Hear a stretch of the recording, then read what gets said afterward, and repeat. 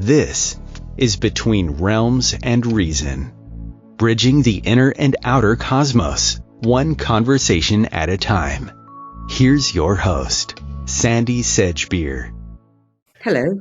Imagine a future where our bodies are no longer limited machines, but crystalline receivers of light, where ancient codes seeded in the earth begin dissolving old control systems, and where the technologies we build, including AI, either amplify fear and density or become living systems that support life. In today's show, Oxford and Cambridge trained physicist turned consciousness explorer Dr. David Clements returns to share astonishing insights from his work with galactic beings who reveal how light codes, quantum energy, and heart-centered creation are reshaping humanity's destiny. Together, we'll explore the extraordinary transformation underway, including the car template handover, the role of light codes in dissolving control systems, and the emergence of living energy technologies. And what all of this means for global upheaval, astrology, AI, our perception of reality, and the choices we face in this pivotal decade. Dr. David Clements, welcome. Hello, thank you so much. It's wonderful to be back, and a big hello to your audience as well. It's such a pleasure to have these conversations with, I've done a few interviews with many people, and it's always such a joy to see the upliftment and the ahas that people have with this information. So, yeah, it's great fun to be here. These are so important, David, because, things are happening so fast. People can't keep pace. And listening to people like you, helps us. Okay, I've got to keep remembering to come back to center. I've got to keep remembering to do this. And you do such a great job of that. Well, and thank you. So every time you speak, you take us deeper into what's underway. So let's begin with the foundation of everything that you've been sharing of late, which is the light codes. Right. Tell me more. Well, yeah, that's a massive subject. I guess I'll start somewhere, and we'll go from there. I came across the idea of, there's many people have spoken in different languages and different ways about, light codes and using different terminology for it. But it was when I began the innovations for the, the Serenity and the IC Infinity innovations that my teams were working with me, that I was getting a lot more information that they were sharing with me about the idea of codings, energetic codes, intent codes, living light codes. Now, in a very fundamental way, essentially, these are packets of intent energetically, and to give an example, the wonderful example I like to use is the sun. People talk about, there's a huge solar flare happening today. Tons of codes are coming in and bombarding us with all sorts of things. Well, I believe that's a very real thing because one of the things, and I've spoken of this before, but it's good to refresh, is that what we call a photon in mainstream physics, which is a quanta of light or a packet of energy within a light field. Now, as mainstream physics sees it, it's simply just a point object which has certain attributes such as spin. It's a spin one particle. It has electric and magnetic polarizations to it, and and an energy and certain characteristics like that. But when I did a remote perception with my teams into a photon, what they showed me is the photon is actually a living library. It's a focal point within a field that contains living, massive amounts of coding that it can contain. And when it touches you, for example, if you go out into the sunshine and you have all those rays and photons hitting you, it will imbue within you codes that you resonate with. So, for example, some of these codes might be to sit in with you and unpack upliftment processes, but do that in a way that's sort of a little bit like a time-coded unpacking that your higher self will just unpack for you step by step by step.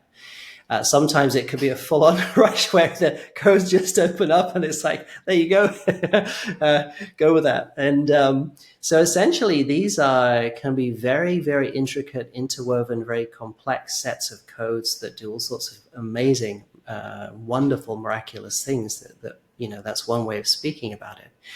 But ultimately what they do is they adjust, change and morph things energetically in particular ways. And so being in third density, or that we have been, one of the things that we have had the experience of is in polarity is the other side of codes, which can be degenerative. So you have what I call a class of generative coding, which is uplifting, expanding, and evolving. And the other class of coding, which is degenerative, which is compactifying, contracting, and sort of bringing you down vibrationally. And so we've had the experience of being in an environment, full of, one variation from one form of the other of those.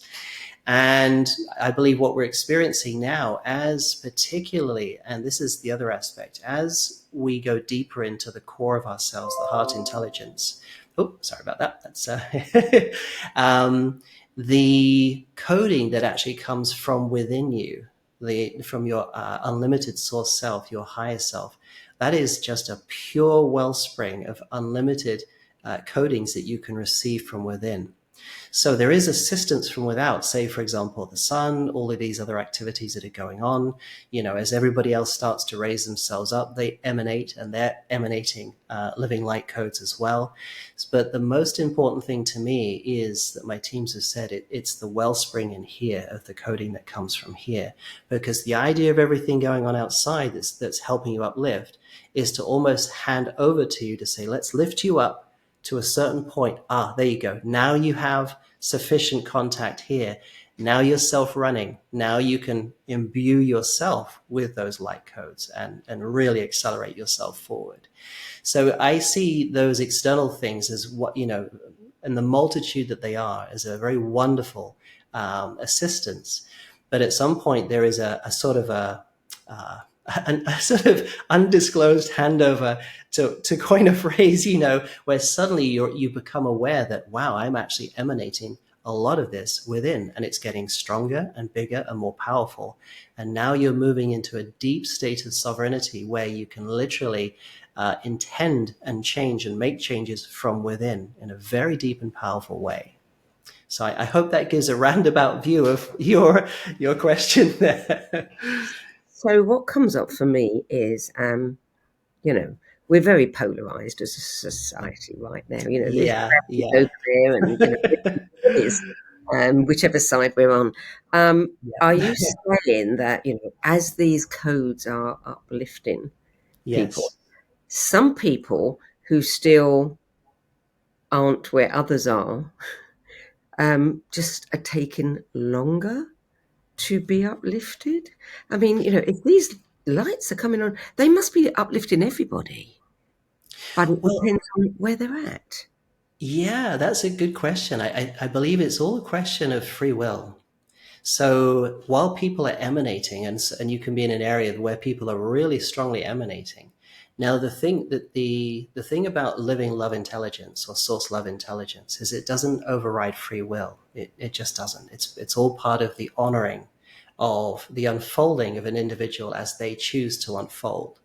Now, part of that can be your choice to stay in resistance to that evolution. That also is a free will choice that you can make. Sometimes we don't understand from where we are making those choices, or that we are making those choices, because a lot of the choices that directions we take ourselves are actually coming from old paradigms within our unconscious and subconscious. When people sort of throw their hands up in the air, and I've done this a few times myself in my path, why does this keep happening? And my teams will sit me down and say, right, okay, just quiet yourself, come back into center, and we will show you an image of what's going on here, and you can get a feel for this. And then you understand, oh, wow, I didn't see that before. I've got this aspect inside me that really was orientated really adamantly that it was going to go down this road no matter what. And that's why it was happening, because it was emanating that overlay of energy over myself and was slightly magnetizing or pulling me in that direction. but I didn't realize it at the time. And this is all part and parcel with the unfoldment and self-realization of humanity, that we're learning to understand the full breadth of ourselves, not just a small waking conscious component that we're always generally aware of. We're literally opening up and literally imbuing living light consciousness into our subconscious and unconscious so that we can become whole again. Because as far as I understand it from the teams, is the unconscious is really an aspect that has developed because of our ability to suppress and put things down, hide things away, not wanting to see them, and we shove them in the graveyard we call the unconscious. It's the bedrock of everything we don't want to see and don't want to own. Sometimes the self-pressure we put on ourselves to not see it is so immense that it is really shut down there, pretty tightly. And that's where a lot of frustration can come in, because, when we have these repeating episodes of things and it keeps happening, God, I've gone through this so many times. I thought I've cleared this and done that and everything, and it keeps happening. Well, when that happens, it's a sign that there's something down there that is really so highly suppressed, that's a good idea to sit down with your higher self or whatever teams that you work with, and ask the question, okay, what is it that really is down there? Can you help me see it and help me dissolve and bring it back into alignment with the higher self again? And that can happen quite quickly. And that's the key of, as I've spoken about before, it's really having the understanding of what you can do and the simple steps that you can take to get to these very deeply entrenched parts that cause these repeating issues that go on. And just to make that a practicing art of living. Sometimes I'll be out somewhere, like before a walk or, I don't know, shopping, food shopping or something, and something will come up. You'll be aware of something, and my higher self will come in and say, "There, we want you to look at that." So even while you're walking, you will literally learn to just, okay, I can feel that, right? I get a full energetic sense of it now. Now I have full access to it. Now I can offer it up to my higher self. There it goes. Okay, now suddenly you get this whopping shift that just comes in as you have now removed that energy component from your emanation, your overlays. Now you're operating with a different energy, and it can happen really quickly, very quickly. Not like in the old days where it used to take hours, days, or weeks, or even months to happen. It's very fast. I wonder what it must be like to be you. Crazy. Box training, and now your teams are showing you things that if you had stayed on that previous path, you would never, ever have had access to. I mean, you must be jumping for joy sometimes. That's a great question. I sometimes ask that. I'm with my wife, what would have life been like if I did this or I didn't do this? And I'm not sure if I've spoken about this before, but before I became a physicist, I was going to be a fighter pilot. I was actually going into the Air Force, and I was going through the interview procedure, and I was like that close, And, because of the eye requirements were so strict, they said, oh, we can't, let you in for this, but we can, and I was so devastated because as a child, I really wanted to fly planes and eventually be an astronaut, and that was my dream, and that kind of just shattered. But I later realized that my teams had a hand in making sure that I didn't go that way, And, it's interesting because at that point, and then going into university and then, doing the degrees that I did at that point, again, I had no idea that there was a higher self, that there were spiritual realms or, anything to do with source intelligence, living into any of that. I was very much focused in the analytical world of physics and mathematics. And then it sort of came to a point much later on when I had this awakening experience with the remote viewing and my intuition really kicking on, that my whole world flipped on its end. But then coming back to what you were saying, we were laughing one time thinking, my goodness, I'm so blessed. I feel so blessed that I had this awakening experience the way my higher self took me through it then, because all the stuff that we've cleared and we've transformed and released over the 2 decades plus that I've been doing this, and now with the energies, the way they're working and how intense they can be, suddenly you find yourself just being able to ride the waves so peacefully a lot of the time. It's stuff still does come up. I still have bits and pieces that pop up every now and again. But the stability, the serenity, the peace, and the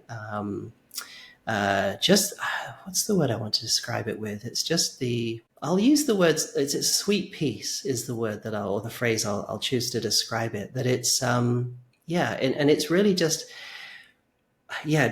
just so grateful that I had a wake up then when I did. Because I feel that doing the work that I'm doing now would have been a lot harder had that not have happened then. So definitely. And given what we're going through now, I think all of us Yes, ramp definitely. up, our ability to return to neutral.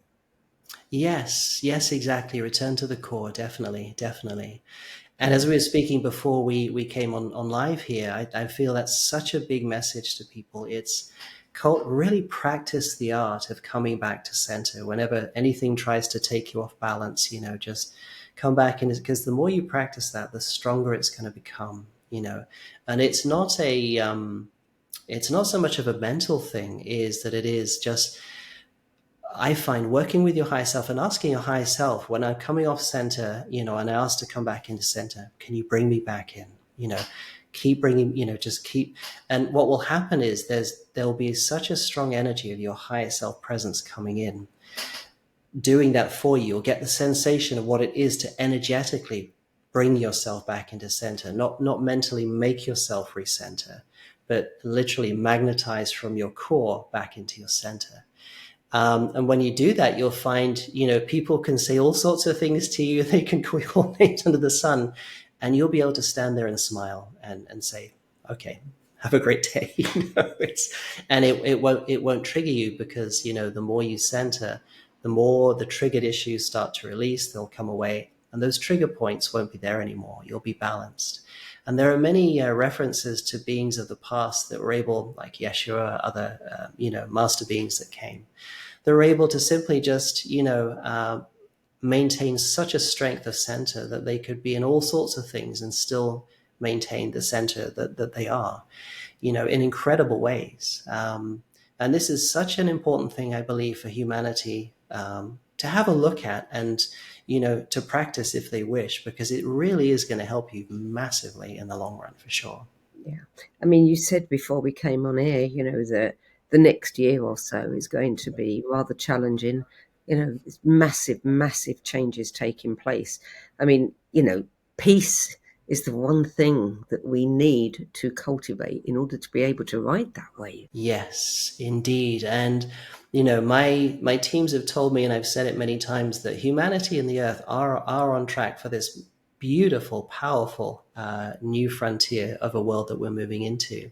But there's going to be a little changeover, and similarly, in a sort of analogous way, if you've had a job for, say, 20 years and all the familiar markers are there and everything looks, and suddenly, oh, sorry, your job's gone. It's like, oh my God, what's happened? The world is falling in, but what's actually happening is you're being asked to move from what you've always been familiar with into something new, because you're going higher now. And you have to leave behind the old paradigms. And that can mean many things. And the most difficult thing for a lot of people is the familiarity markers, including the memories, the sensations, all of the sort of habits that may have been cultivated while you were in a particular situation. And it's a very human thing. I think it happens to us all at one stage or another. If we move house, move job, move country, relationship change, there's all those things which are very, analogous to this. But this is a very big one, because this is involving not just a paradigm of just a movement within an old paradigm from one spot to another. We're moving literally from a paradigm to a brand new paradigm. That's the thing here. And so the more at peace and the more flowing you can be with that, the more beautiful and serene that experience will be. But if you resist, or if you start fighting and start start going into being afraid of the what's happening and the changes taking place, it's just going to drag its heels with you a little bit. You'll still move there, but you'll go kicking and screaming, kind of thing. So that's one thing to be aware of, and just to be aware of that. This transition, I feel, is not just, oh, we're just getting rid of a few bits and pieces that have just really done humanity, a huge disservice. We are really moving into new energetics, new environment, new understandings, new perceptions. It really is a paradigm shift in a massive, massive way. And so I would encourage anyone to consider just being at peace with that, just being accepting of that, and just enjoy that ride, because if you can enjoy it, it's going to be one heck of a ride for sure. You talk about, the car template, and you talk about how, we're going to be switching templates. I mean, just when you got used to dealing with this one, Yeah. it into something else. How do people prepare for something that we can't even articulate? We don't even know what it's going to be, so we're going in blind in a sense. In a way, part of the trick is to let go of preparation as well. And the reason why I say that is because one of the paradigms we're moving out of has called for us to be very mind-centric and to be able to plan, scope, map out things to make sure that we weren't put in harm's way, or X didn't happen, but Y did, or, things like that. And so we've been very used to, as a human species, even from when we were born. I mean, if you look in a baby's eyes, it's just pure innocence. There's no analytics there. There's no planning. There's no control. It's just pure open bliss, just staring back at you.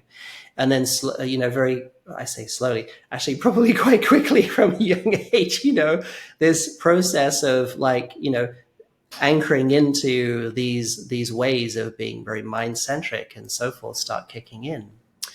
Now, what I feel is happening is the more you can move into trust. And what I mean by trust, I don't mean just flop and just kind of, woohoo, to me, trust is a surrendering to within yourself. To me, it's a merging, a blending, a surrendering to your higher self. Your higher self actually will do it all on, through you and as you, if you allow it to do. But this is part of the paradigm shift we're going through. We're returning to a deeper blending with our high dimensional aspects, our high dimensional self. And that does require a giving up of the old control habits and patterns and belief systems that we have used and adopted for so many years of our lives, and not just this life, many other lifetimes previously as well. And human beings have derived such I would say, a false sense of safety from control and grip and other things, thinking, yeah, if I've got a grip on everything, nothing's going to get me, kind of thing. And, my teams have taken me through quite a few lessons on that one as well. And, coming from my background, I had a lot of adjustment to do from those old paradigms. And, I'll remind people again, because it's such a lovely message. And the Arcturians, when I was working on a sort of coil system, they were trying to help me understand. And I was getting very frustrated. And they just said, just relax. Okay, the message we'd like to give you is that living from your core, your heart center, is going to be a world of difference from living up here, living head-centrically.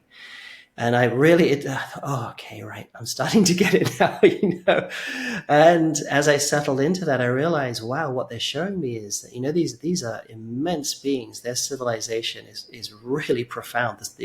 The living light ships, the planet they have, and all the extensions of their civilizations are really, really immaculate. I mean, that seems a little bit of a poor word in comparison. But for those beings who have an immense intellect as well, they're immensely intelligent beings.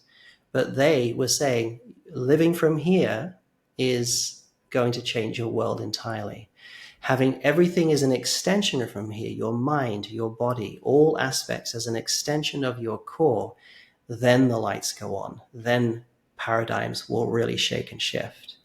Because one of the things is that the paradigm that we're shifting out of as being mind-centric, that a lot of the issues that we have faced and that we've created have actually happened because we've made choices, and we've made, perhaps, dare I say, mischoices in creating different energies, because we have reacted and responded in a very mind-centric, perhaps even egocentric way, survival-centric way, that have created a whole nest of things that we are now clearing out after a millennia of different experiences.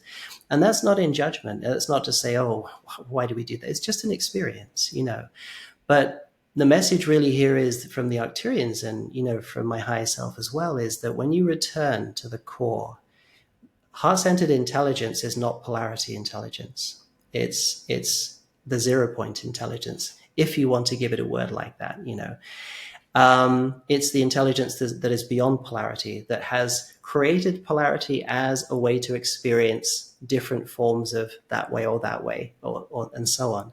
But source intelligence underlies everything. And when you're there, you have access to the everything, the deeper you go. And that's one of the things that the Arcturians and other beings like the Palladians, the ethos that I feel that they give off as well, is that the more deeply you go and the more centered here you can be, the more realization, the more profound intuition, the more profound energetics, the more profound the emanation from you, and the more profound the understanding. Because one of the things I learned from them as well is that there's only so far that you can go with your mind, because your mind, as beautiful as an instrument it is a structural device. And all structure is inherently limited because it is structure. It has has quantifiable attributes that make up the whole. And like a pantry full of ingredients, if you have set ingredients in, there's only so many combinations, as magical and as tasteful and as wonderful they may be, it's still limited. But the heart intelligence doesn't have that limitation. It's unlimited. And as human beings, we have this beautiful thing we call the mind that we can apply and do things with, create thoughts, have thoughts, and create images through our image generation or imagination. So there's wonderful things that we can do. But the message really is for humanity to consider coming back into the core and allow your mind to be an extension of that core, not the center or the waysayer or the kind of, I don't say the word ruler because that's going a little bit over the top in most cases. More the focal point of where we make choices from, how we do things, our entire life being focused through the mind. And, almost just allow the mind to relax and be the best that it can be by being an extension of the core from your heart center. Because your heart center, the emanations, the source intelligence, knows how to organize all matter, all structure in the most perfect, harmonious way. But if we use our free will choice to move out of that and be head-centric, and so, no, I'm gonna make my own decisions from here, what I want to do, source intelligence will honor that, absolutely, and it will just wait. And it will keep waiting, and you can get yourself into all sorts of pickles until you finally say, okay, I realize now, I need to go back into center. And then it will just happily welcome you back in as if, no time had passed, and then you can carry on. So that really, I think, is a very important message, for people to consider, is that simple paradigm of being centered within your core and have your mind and everything as an extension of that powerful, unlimited source intelligence. You said that the car template handover changes how we experience destiny and choice. Yes. How we experience everything. Is it going to affect how we experience our physical bodies? Yeah, well, it's interesting. My high self came in straight away and said, yes. You see, we've been used to a paradigm of high structure, and I don't mean that just in terms of like plans, protocols, ideologies, those kind of things. We've experienced a state of matter that was so dense, so compressed down, that the behavior of that matter, the energetic behavior, was so limited as to be essentially classed as a dead mechanical system. It isn't really, but it presents itself and behaves like that because of the nature of the compression and the density. Now, when we start to evolve and when we go through this evolutionary process, we start to find that we're emanating a different energetic now. The compression within us is coming off. The confinement or constriction to structure and structural attributes starts to soften up and let go. And that was part of what the car template changeover was about, because coming into a life when you experience a sort of separation from your higher self or your source intelligence, in order to survive and get along in most different scenarios, a template was required in order to make sure that the lessons that you wanted to learn or things that you wanted to unfold through that life unfold and trigger on at the right points. And so that essentially was the car template of the old. And it's an energetic system which just says, okay, these are your series of lessons that you pre-planned before going in. Here they are in the field of your body. And at each particular stage, they're going to switch on and you're going to get the lessons that you wanted to learn. But now, because of the changeover, we're moving from a highly compressed, structured paradigm in a multitude of ways, from matter to ideology, to a paradigm now, which is now more fluid, more morphic, or I might use the word quantum in nature. Quantum gets used a lot in many different ways, but by that I mean more living and more fluid, essentially. Okay. So that's what we're moving into. And so I felt what the teams were bringing through is they were bringing in a new energetic system where old paradigms that you no longer needed to go through, that would still linger there in the old car template, can now be removed and taken away. And now a new, more morphic, energetic system of life path that you want to evolve yourself through can be put in place. And that now can change more morphically. So if you decide, as you become more within your core, you know what, I feel I've really learned enough of that. That's good. I want to just shift those lessons. I'm good with that. I want to do something else now. You can. And that's what we're moving into as well.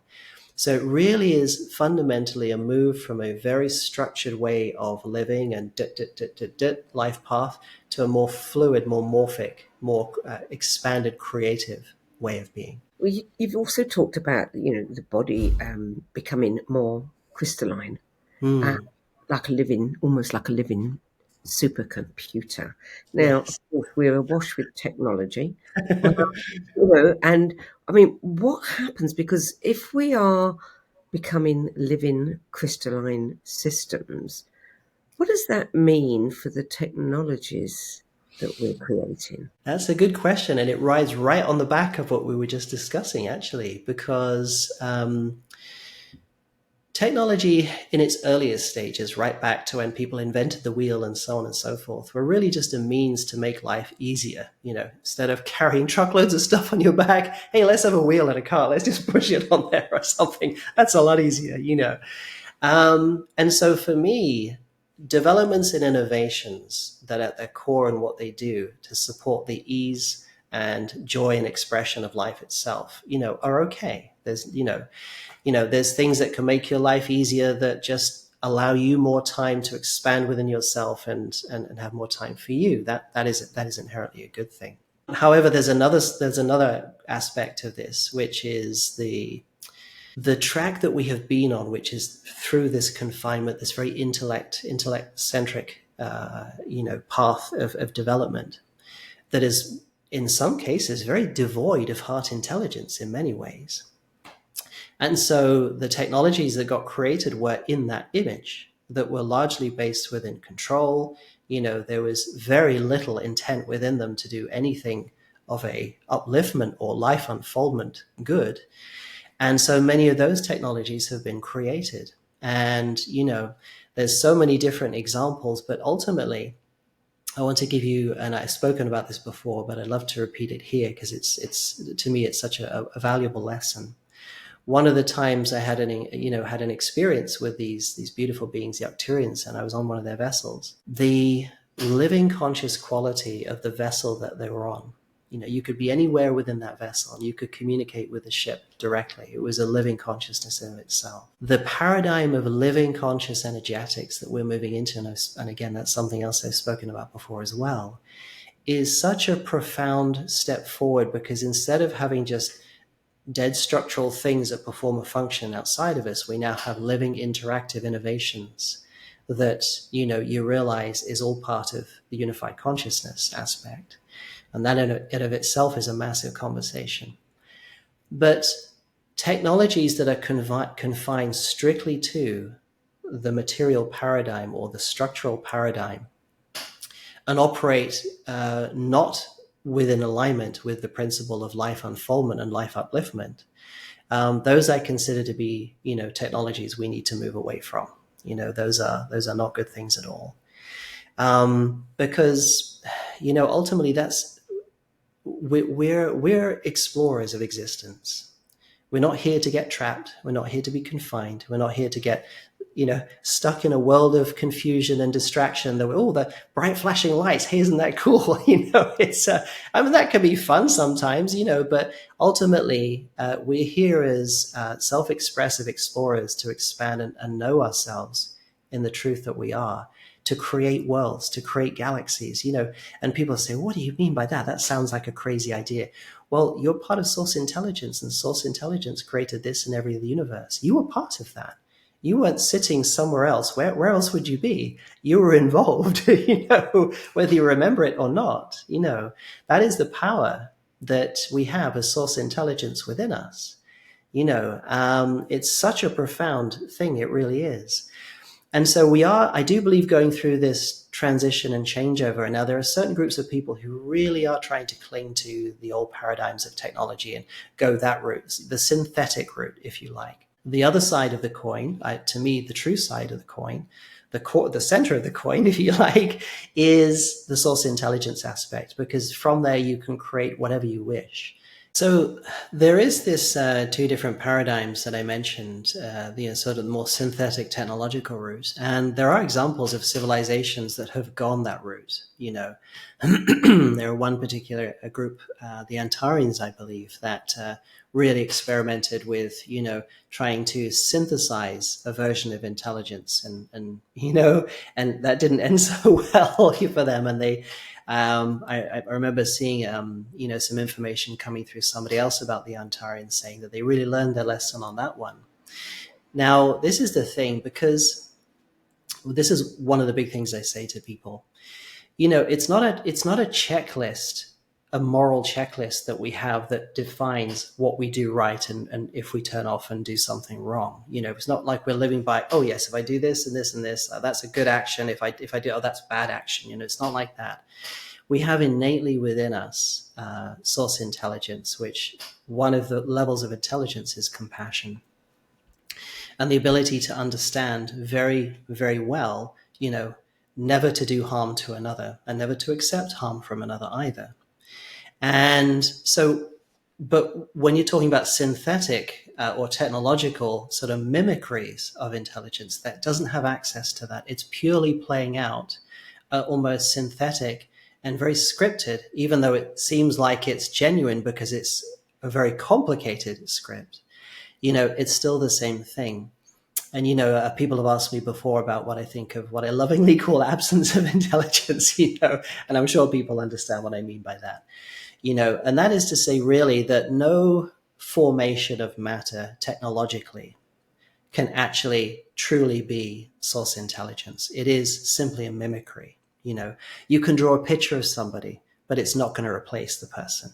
It's not going to replace the truth, the energy, the intelligence of that being, even though it's a damn good picture and it looks pretty realistic and you can put it on a 3D model and it looks just like them. It's not. It's a mimicry. That's all it is. So that's the way I see that. And, to me, people who are very intellectually centered become very fascinated by these sort of synthetic mimicry, technologies, as if they're going to hold all sorts of answers and so on and so forth. Well, what answers can they possibly hold? They don't have access to the wellspring of source intelligence like we do. Source intelligence is within everything. It is the master physicist. It's the master chemist. It's the master creator, the master artist. It is everything, because every subatomic particle, every assembly of those into atoms, molecules, you name it, It was source intelligence that created those. Source intelligence created the fabric of space that we exist in, the multi-levels of different space. It knows exactly what it's doing. So I always say to people, why the fascination with trying to attempt a Lego-like technological mimicry that can't even come even a fraction close to that? Would you ever want to usurp your inner connection with source intelligence with that? And I believe what happens is that when people become so disconnect is not the right word. The within them has become that they have. They're just, and then they get very. That is their. And I have to say, from my experience, coming from the mathematics and physics side, being very head centric and very analytical, I can appreciate the sensation of what it feels like to have that disconnection, because I had no concept, really didn't, of any aspect of source. To me, it was all kind of woo woo back then. It was airy fairy fluffy stuff. But it wasn't until I had my awakening moment when I realized the depth and the just unlimitedness, the sheer awe of what that intelligence was inside me. It really messed with my whole world completely, turned it completely upside down. But I'm glad it did, because now I see, now if you allow intellect to become an extension of source intelligence, now your mind becomes a very powerful instrument. It's not just flapping around trying to do synthetic, odd things and, trying to control everything and handle everything. Now it becomes a very blissful instrument, an extension of you, where you can do amazing things from the intelligence of your core. And that's a very different place to be. So I believe that's kind of a two-way paradigm, not a split in the way that perhaps most people would interpret it. But there are people who are still adamant about exploring, syntheticness, material structured existence and so forth. But it really is a dead end. Because ultimately, all structure is an invented form of environment that we can have to experience ourselves through a material form, a material body on a material world, and so on and so forth, and have a lot of fun experiences and beautiful experiences doing that. But there is a trap that if you get too involved with structure and you invest yourself overly into it, and then you start to lose your conscious presence of your source intelligence, which some people have done. Now you feel that the only thing in existence is just material structure, and that's it. It's a little bit like if you focus on your thumb and keep focusing, suddenly you're only aware of your thumb and everything else just falls out of focus. And it's very similar in this way. If you overly focus within your intellect and your mind, you start to forget your core intelligence, and you start to move away, not move away from it, but you just forget, and you move away from the perception of it is probably the better way of it hasn't gone anywhere, it's still there, but the perception of it has moved. And so the more you can practice being in your heart center when you get up in the morning, when you go to bed at night, or whenever you wish to, whenever you feel that you wish to do it, keep reminding yourself, you're going to find, I believe as I did, that the more you do that, your whole world, your paradigm, your view of everything is going to shift tremendously. You're going to get a real perceptual understanding of things that you never could have from an intellectual centered way of being. So, I hope that gives a flavor of the interesting thing is, we are creator beings and we love creating, and we can get very excited about our creations. And I think back to the time when I remember when 3D printing first came on the scene, and thinking, wow, what an amazing thing that is to be able to print houses for people, kind of homeless because of, environmental reasons or whatever. You could do a lot of good.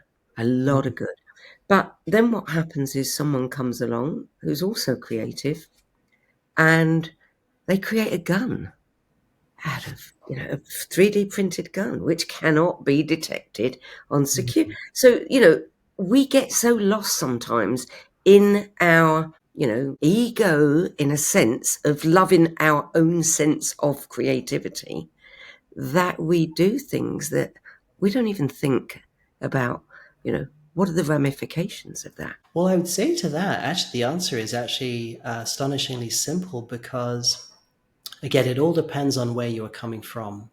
To me, as the beings that were teaching me on this on my higher self said, when you create from your heart center, you cannot create anything that is harmful to another. So, for example, the old adage that, and it really is, you see, structure is just structure. You can form it in any different way you want. Now, for example, you could take a hammer. You could use that hammer to knock in nails to build somebody's shelter and keep them out of rain and, keep them okay. Or you could be, do something really weird with it and knock somebody over the head if you want, it really does depend on the intelligence behind the use of that structure, on what unfolds from that. And what I say to people is the more you practice coming back into your core intelligence, there will be an innate benevolence that will infuse in you, that will mean that whatever you create, however you act, however you speak, is going to come from here, and it is going to be benevolent, it's going to be kind, it's going to be compassionate, it's going to be wise, and it's going to give things that are uplifting to both you and whoever you're interacting with. That's the way source intelligence works. And this is why we've had a myriad of all this fuss that has happened on this planet and other star systems as well that have gone through similar processes. Because we've had this experience of moving away from that intelligence, becoming more sort of egocentric or intellectual centric, where suddenly that intelligence of compassion and benevolence starts to dim down. Now you can choose to do all manner of things. You can just bonk someone over the head or help someone build a house, for example. And so really it is, the answer is very simple in that so long as you keep practicing and blending with your core intelligence, everything else is going to take care of itself. Yeah. There really isn't any more sort of more deeper message that I can offer anybody, that really is the answer to all problems. It's not a question of planning, figuring things out. It's a question of returning to the benevolence, the true benevolence that's within you, and then living in that infused intelligence within you as a living being, an extension of source intelligence, as your higher self in human form. That is where everything will go right. All the problems are going to stop. They really will. That is to me the most simple and most powerful message. Mm. Yeah, I often wonder whether the Arcturians and the Pleiadians sometimes look at us and go, "Not again." What are you doing now? Yes. And how do they have such endless patience? Well, of course, they're models for everything that you're talking about. Because Yes. they are that. Yes, they are. And I say it again, excuse me. And, whenever I've gone on, and met them, I always say to people that the emanation that they give off is so beautiful. It's so sweet. It's so kind, but incredibly intelligent. This is one of the things, before I carry on with what you were saying there, that I think a lot of people confuse, and I did in the early days as well. To give up mind-centricness is to become, just wishy-washy or foolish. It isn't. You're stepping into an immense intelligence. And then when your intellect aligns with that, suddenly you then have an immensely, unimaginably sweet, but very powerful, benevolent intellect as well, which operates in ways beyond your intellect could have worked before. Now, these beings, that what they emanate is such a grace and a presence, yet they have the ability to make the most sophisticated things just like that whenever they want to. The source intelligence, they get an idea, there it is. It's that immense, but people have forgotten the immensity because we've had this experience of disconnect that we've been flapping around in sort of like, all this sort of structural planning and everything else. We've forgotten the feeling and the appreciation of what it is to live in that presence. And I remind people of that because when I see these beings emanate and live that truth, that pure, loving intelligence, that both very powerful, intelligent being, wise being, benevolent being, they have it right there. They're right in their core center. And you can see it. It's just the energy that beams from their core is profound. It's so beautiful. And they're wonderful examples to show humanity. when you really go into your core, and masters and beings of the past have come in to show this, you will literally move mountains. And they're not kidding when they say that. All of structure will respond to you because your emanation is at such a level, you're at such an interconnectivity with the source intelligence within all things, that it creates with you symbiotically. You can do unlimited things. It really is. I mean, there's not enough I can say about that, for sure. How far away do you think humanity is from that? I could hear my team says that depends on your choices. So as an overall theme, I've asked them before, and I know when you're talking with Pam, for example, we've had similar conversations, and they're saying there is a very rapid acceleration now, and people can feel it, that's moving towards this very profound center. But they're saying they do ask people to make the choices because, again, you may not be aware of how you are choosing not to be heart-centered or choosing to stay in the old paradigm of being head-centric. So they're asking people to consider and ponder on, are you still holding yourself in this old paradigm? Are you still wanting to be there, even though part of you wants to leave and move with the accelerated process? And simply, they're saying just simply choosing in the morning to align with your truth within your core, your higher self, your source love intelligence, and keep reminding yourself, they're saying if you can do that and do that as often as you can remember to do it, keep relaxing. And again, they're emphasizing it's not about forcing yourself into that state. You can't do it. You'll just bounce off. There's no force where source intelligence is concerned. It's creativity and flow. It's not forceful at all. That's a more structural quality. But the more you can relax into that, really and they're saying fun. Fun is a big key. This is not serious. The more serious you find yourself being, you're moving away from your center again. Come back into the fun and the joy of it. It should be fun. There's nothing serious about being truth. It's all fun and joy. So that's another quality to look out for if you're, going through this, surrendering process to within yourself. But they're saying the more you can do that, relax into the simplicity, the joy and the playfulness of your core, and ask your higher self. Your higher self is there all the time to help you, but it will not override your free will. If you want to stay mental for the day, whatever you want to call it, it will honor that choice. It will be ready to help you if you wish to, but it's not going to just step in and say, what are you doing? It's not going to happen like that.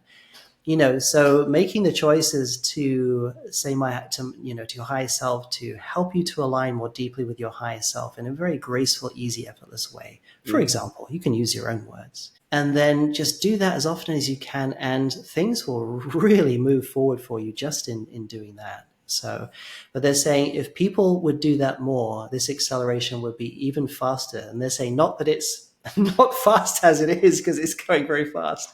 But on a personal level, they're saying you will really start to see the fruits of the transformation in your personal being.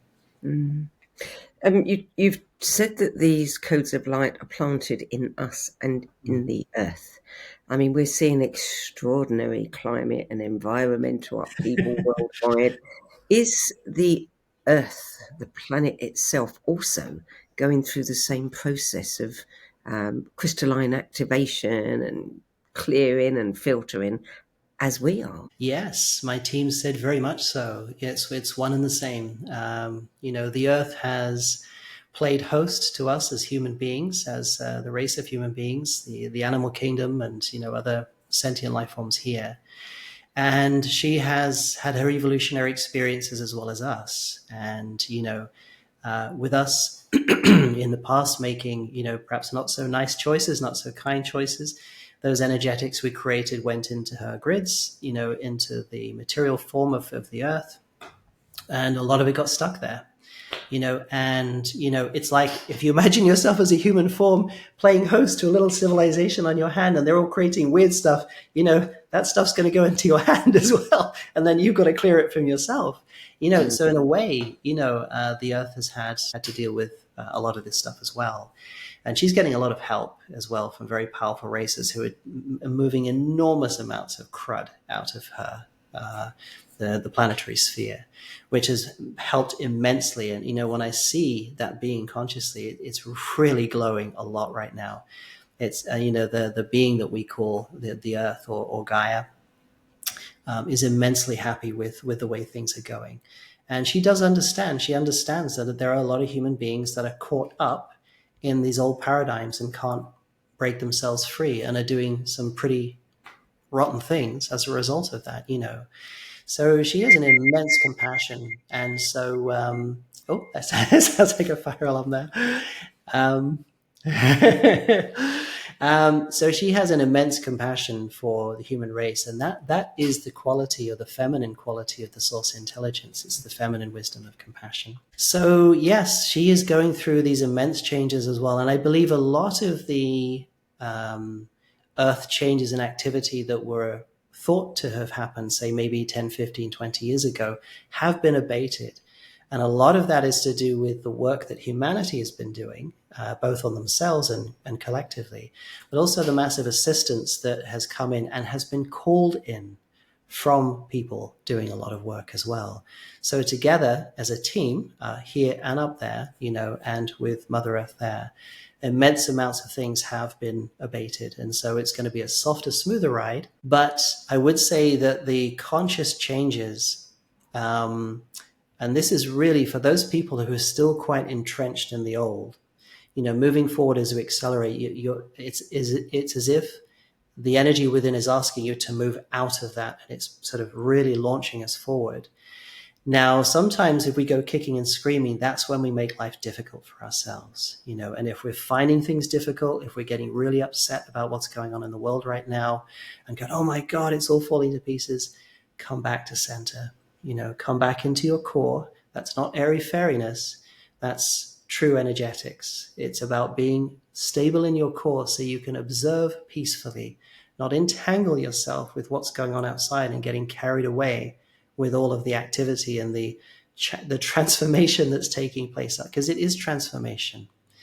So yeah, it's and that is a practiced art form in a way, I would say. It does take a bit of practice to really cultivate that within yourself. But I believe it's a good message for people to remind themselves to practice that, definitely. Yeah. Many people are talking about, the timeline shifting. You just said, that things that were on target to happen, no longer required. And some people say we've already made that timeline transition. We are already on, a higher timeline. I mean, which is it? And how would we know? Well, in truth, there's a lot of discussion about timelines and so forth. But I would say from my perspective, every time you make a choice, you are changing timeline. Timeline is a correspondence to your energy signature. And so whenever you change the emanation by making a change of choice, change of belief, change of feeling, you are literally changing the energetic direction that you are taking, and therefore the timeline that you are on. And so collectively, we have a collective energetic that we all emit. And as a collective, there's a sort of sum overlay of that, which defines the kind of human planetary timeline, so to speak, or the collective timeline. And so really it's just that, and so when people, a group gets together and does a meditation and emits more great energy and starts to help the collective more, suddenly the collective energetic signature changes and therefore naturally is now on a new timeline. So jumping timelines, it's not like, we've got to switch from there to there. You're doing it all the time. Doing all the time. So effectively, it's really quite a fluid thing. And it's not quite a solid switch tracks, now we're there, it's moving and morphing all the time. And it's to do with how we make choices and how we hold the energy that we have. And so this is what the teams, and I can feel them there still, are really wishing people to understand, is literally your timeline is a correlation to your energy signature where you are now. And you can change that in every second that you wish to, if you wish to. You're not beholden to any structural kind of like, you're right, you're on this path now and you gotta jump off there and stick on that one. It's not like that at all. It's very fluid and very morphic. So, and that's another level of just unleashing the stricture upon people's perception about what timelines are, because they're not these strict, structured kind of definitive things that we have to put a lot of energy into, flip over and flip over this one. You literally are changing them all the time in every split second of your lifetime. You talk about living light technologies. And, I understand these as technologies that have a different kind of intention behind Right. them. Is that correct? Yes. Yeah. Yeah.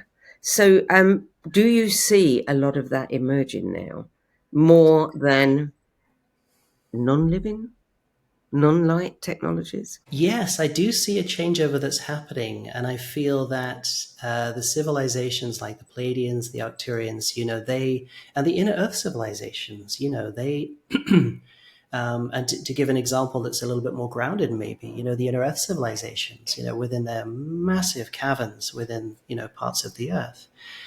They live in these beautiful crystalline made cities, and the structure itself is a living intelligence. It's infused with this living, benevolent, uplifting intelligence.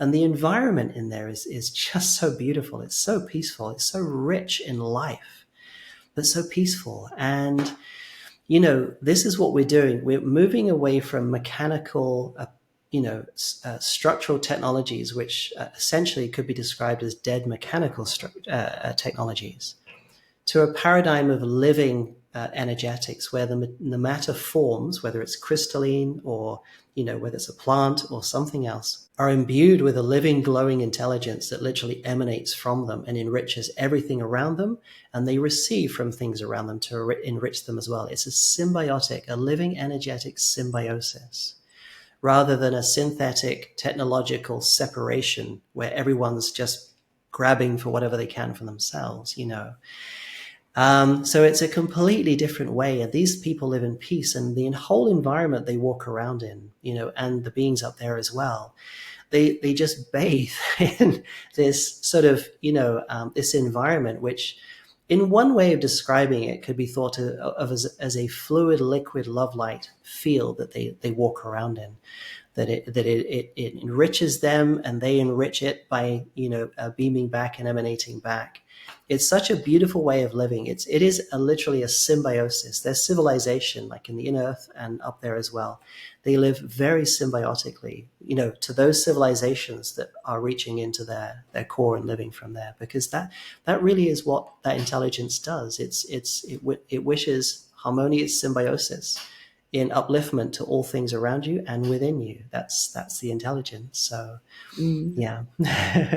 Through everything, you always bring us back to the heart. You've said that only the heart creates harmonically, that the mind always generates polarity.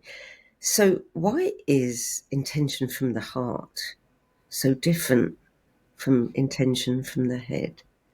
Is there a Well, frequency difference?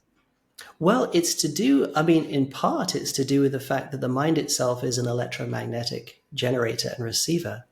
And electromagnetism in this level of reality is polarity based. You have positive charge, negative charge. You have, north spinning vortexes on magnets, and you have south spinning vortexes on magnets, So those are polarity manifestations of the electric and magnetic energy. But when you go beyond polarity with them, they become something else. They become primary fields, like primary magnetism. It's very different. And so, your heart, in fact, is an emanator of primary magnetism, and there's a whole series of discussion, I guess, on that in itself. But essentially, I believe what's happening is, like I say again, I'm not wanting to be derogatory to the mind, because the mind can be, when it's an extension of the heart, become an incredibly beautiful instrument, and it's there for a purpose. We're in human form. We have a physical body, we have senses, we have a mind, we have a lot of functionality that, really, to me, when they are extensions of the core intelligence, the heart-centered intelligence, become immaculate, beautiful extensions and can do incredible things. But again, it's just because we've had this separation where the mind has sort of become a sort of almost a sort of egocentric hub for most people, in that center where it's all about survival, me, get, all that kind of stuff. That is very much outside of how heart-centered intelligence operates. And so, yeah, it really is, as an example, that's how I would describe it, but the heart center, coming back to your question about polarity again, polarity only exists at a certain grouping of levels. Once you go above a certain level, polarity doesn't exist anymore. It can't. It's just you have to have a certain level of compactification and compression in order to develop dualistic qualities within fields and matter. And so if you go too high, then you go beyond that, and then you can't have duality anymore. You can't have polarity. So, yeah, and that within the heart center. And remember, the heart center, you have direct access to the source intelligence all the way back to source intelligence itself, right through multidimensional levels. And that includes through the levels that are non-polarity based, that are pure unity based and operate in a very different way than we used to in polarity. That's all there still inside you, and the more you connect and go in and let it infuse into you, the more you're going to become aware of the qualities that are beyond polarity as well. Okay. Well, before we close, let's look at the road ahead. You've said humanity has already leapt further than Galactic's expected. How far can we really go in this lifetime? I can feel them. They're saying, that's a really good question. And they're glad you asked that. They're saying you can go as far as you wish to go. The limits are off. The only limits is that which you place on yourself, they're saying. And so, and they're just motioning back to me now. So, yeah, I feel that very much. This is one big thing, to always catch yourself if you're placing limitations on yourself. Like the timeline discussion, some people are quite adamant about how timelines are like this. And it isn't. Let go of limitations. Let the fluidity, the morphicity, I'm not sure that's a word, but that's what I'll call it, or the morphicness of things really come into being, because then you can really change and morph and go into where you want to go very quickly. Confinement and structure really work against you in a way, because they are strictures in a way. They do, they can play a beautiful role, but when you give yourself over to them, now you are confined in the attributes that they have. You play by that rule now, not by fluidity and effortless moving forward, left, right, paradigm jumping, time morphing. It's and so coming again back into the heart center is the most powerful way you can be more morphic and more fluid. And again, practicing mind alignment with your heart center. Now your mind starts adjusting to those really powerful fluidic movements and changes, adaptions and evolutions.